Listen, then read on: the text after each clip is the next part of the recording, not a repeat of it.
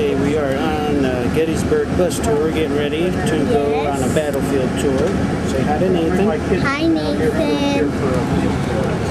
Say hi to Nathan. Hi, Nate. And Valerie and Charlie are up there. And they're done that. I miss you, Nate. When the Army's come to Gettysburg. This is by far the biggest battle of the Civil War. In 3 days here, there are 52,000 casualties here from the two sides combined. You have to imagine living here, though, during the battle. You've never seen combat at all in the first 2 years of the war. That's the good news.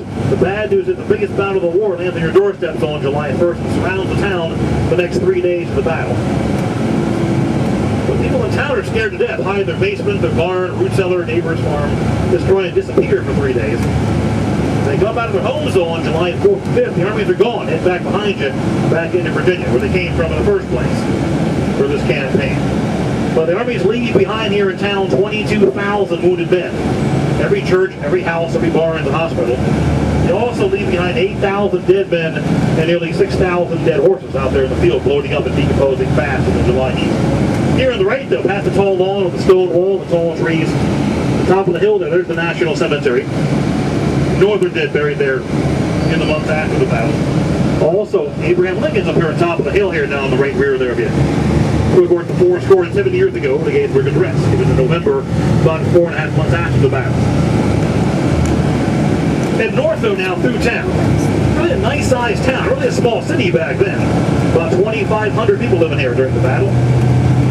And you can imagine how big the town was. There were 6 hotels here in 1863, 8 churches, a small college, a Lutheran seminary. Really a nice-sized little town. 3 newspapers published here during the battle. Really a very nice little prosperous city.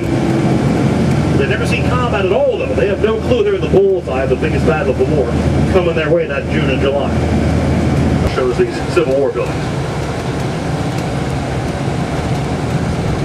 One last kind of quick view here on the corner, the White House here in the corner. Next to the front corner of the window there, a little bronze plaque on the wall there. Again, one more of those Civil War buildings here.